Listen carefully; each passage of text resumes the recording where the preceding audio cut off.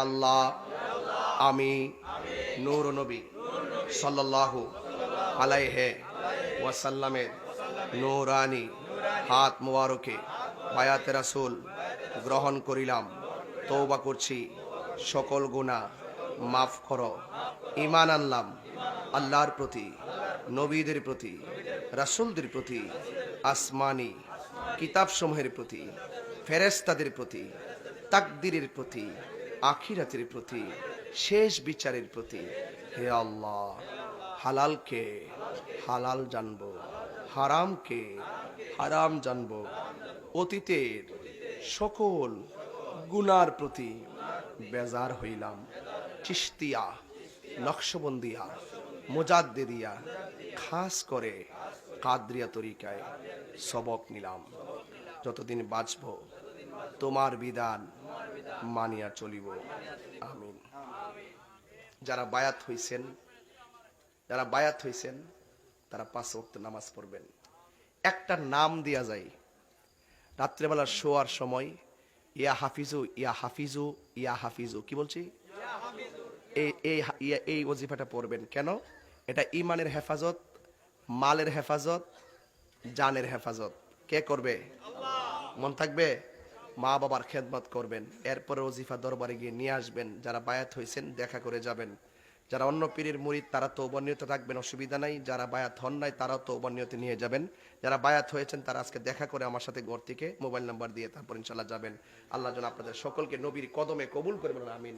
এখন প্রত্যেকটা কথা আমাদের এলাকা ভিত্তিক খেদমতের জন্য বলছি।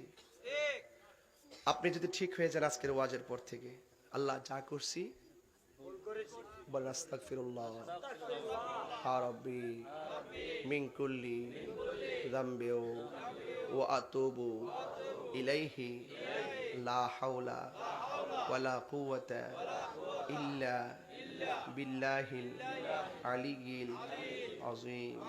হে আল্লাহ, জানা অজানা, ইচ্ছা অনিচ্ছা, শিরকি বেদাতি সকল গুনাহ মাফ করো।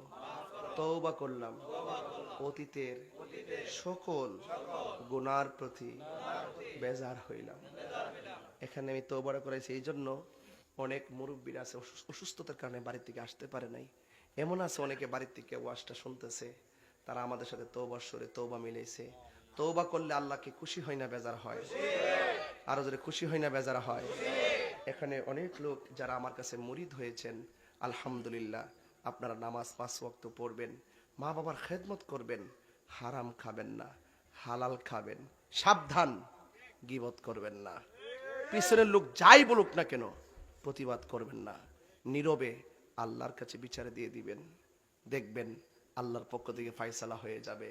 এখানে অনেক লোক যারা এসেছেন, যদি কেউ মুরিদ হইতে চান, ঘরের মধ্যে গেলে আপনারা কেউ ভিড় করবেন না। কিছু ছেলে আছে বায়াতের জন্য বলছিলেন, আমি ঘরের ভিতরে গেলেও বেশি দেরি করব না। এই জন্য এই জায়গাতে আপনারা যারা নবীর পক্ষে থাকবেন, যারা মুরিদ হইতে চান, বায়াত হইতে চান, 1.5 মিনিটে আপনারা আমার সাথে পড়বেন। সবাই কি নবীর পক্ষে থাকতে চান? সত্যি চান? আপনারা বায়াত হবেন নবীর কাছে। কার কাছে? আমি হলাম ওসিলা। যদি আপনাদের নয়নে ভালো লাগে, আল্লাহ হইলে যারা অন্য পীরের মুরিদ আপনারা তওবার নিয়তে পড়বেন। যারা মুরিদ হবেন না আপনারাও তওবার নিয়তে পড়বেন। যারা মুরিদ হবেন মুরিদের নিয়তে হবেন। কারণ বায়াত থাকতে হবে। এই জন্য বর্তমান যুগ ঈমান পরীক্ষার যুগ চলতেছে। আপনার যদি একজন মুর্শিদ থাকে, আপনার নয়নে যদি মনে হয়, আপনার বিবিকে যদি মনে হয় না আকীদা হুজুর আকীদা তাহির হুজুর আকীদা ঠিক আছে এবং উনি সত্য কথা বলে, ওনার চলার মধ্যে কোনো ত্রুটি পাই না, যদি আপনার বিবেকের কাছে আপনার ভালো লাগে, তাইলে আপনি বায়াত হবেন। যদি আমাকে নিয়ে আপনার সন্দেহ হয়, আল্লাহর হস্তে মাপ চাই, আপনার মুরিদ হওয়ার দরকার নাই। আর যেই ছেলে মা বাপের লাথি মারবে আর আমার কাছে আইসা মুরিদি আমার আব্বা আব্বা করবে, এইরকম মুরিদ ও তাহিরির দরকার নাই। লাথি মারে বার করে দিব। ফয়েজে মঞ্জিলে ওই মার অবাধ্য সন্তানের জায়গা নাই। কথা বলেন ঠিক না? নবীর পক্ষে কে কে থাকবেন হাত তোলেন। সবাইকে নবীর পক্ষে থাকবেন।